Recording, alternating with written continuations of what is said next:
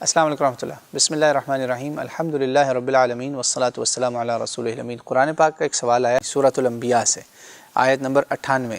اللہ تعالیٰ فرماتے ہیں انکم وما تعبدون من دون اللہ حصب جہنم انتم لہا واردون۔ یہاں سوال کرنے والے پوچھتے ہیں کہ یہاں ذکر ہے کہ تم اور تمہارے وہ معبود جنہیں تم پوجتے ہو جہنم کا ایندھن ہے، وہیں تم کو جانا ہے۔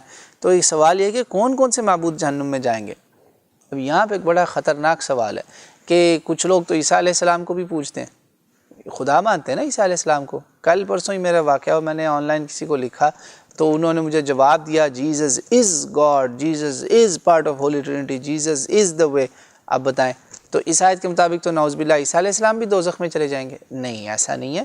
اسی آیت کو دیکھیں قرآن پاک میں، آپ کبھی ایسے سٹک ہو جائیں نا، میں آپ کو ایک گر کی بات بتا رہا ہوں جو میرے جتنے بھی قرآن کے لسنرز ہیں براڈ کاسٹ کے، ان کو میں بتا رہا ہوں اور لوگ بھی سنیں کہ آپ کوشش کریں پیچھے سے جائیں، دوبارہ پڑھیں، غور کریں، آگے جائیں اور تفسیر بھی کھولیں، آپ کو واضح نقطہ ہو جائے گا۔ آگے چلیں آپ، اللہ تعالیٰ آگے فرماتے ہیں لو كان هؤلاء آلهة ما وردوها وكل فيها خالدون لهم فيها زفير وهم فيها لا يسمعون۔ یہاں پہ جواب آ گیا، یہ 101 نمبر ہے میرا خیال۔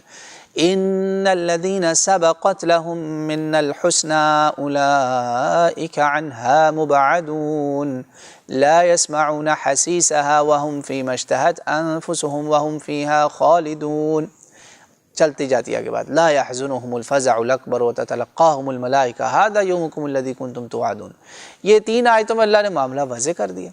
پیچھے دوزخیوں کی بات ہے نا، 2-3 آیتوں میں چل رہی ہے کہ تم اور تمہارے معبود سب دوزخ میں جائیں گے، لات، منات، عزا سب گئے، لیکن جو نیک لوگ ہیں نا، جن کو پوجا انہوں نے، جس میں ان کا کوئی قصور نہیں ہے، جو سبقت لہم من الحسنى، وہ نہیں دوزخ میں جانے والے انشاءاللہ، وہ محفوظ ہیں۔ اللہ نے کہا ان کو تو کوئی خراش تک نہیں آنی، وہ تو ہمیشہ کے لیے جنت میں جانا ہے، ان کو فرشتے ملیں گے، بشارتیں دیں گے، مبارکیں دیں گے۔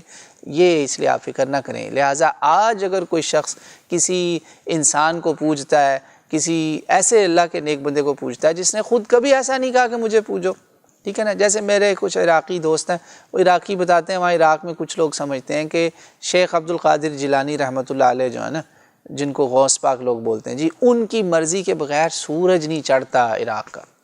بتائیں آپ، یہ اب عقیدہ وہ بیچارے خود تھوڑی کہہ کے گئے ہیں، انہوں نے نہیں کہا، لوگوں نے بنایا، تو پھر جب جنہوں نے بنایا وہ بھگتیں گے، کیونکہ قرآن نے ان کو بری کر دیا ان آیتوں میں، وہ بچ گئے۔ باقی جتنے جھوٹے معبود ہیں جنہوں نے خود پوجا کروائی، شیخ صاحب نے خود ہی کہا آجو آجو آجو پاؤں سجدے کرو، خیر ہے، سجدہ تعظیمی ہے، اور پل کے پاؤں اور آگے کر دیے۔ بتائیں آپ، تعظیمی سمجھ گئے۔ اب وہ بھی شاید بچ جائیں کہ اگر وہ سجدہ تعظیمی کو جائز سمجھتے ہوئے شاید وہ بھی پھر بھی بچ جائیں، مسلمان ہے اگر وہ کلمہ گو ہے، لا الہ الا اللہ محمد رسول اللہ کہتا ہے، شاید وہ بچ جائے، مجھے نہیں پتا، میں اللہ تھوڑی ہوں، یہ تو اللہ کا فیصلہ ہے۔ لیکن انشاءاللہ جیسے اللہ کے نبی ہیں ان کا تو ہمیں یقین ہے، ان کا ہمیں ایمان ہے کہ وہ کبھی بھی لوگوں کو اپنی عبادت پہ نہیں لگا سکتے۔ اللہ نے کہا ہے نا کہ وہ چاہتے اگر تو اپنے پیچھے لگا سکتے تھے، ٹھیک ہے نا، لیکن انہوں نے لوگوں کو کیا کہا، کونوا ربانیین، اوے بندو ربانی بنو، اللہ کے بندے بنو، ہمارے پیچھے نہیں چلنا۔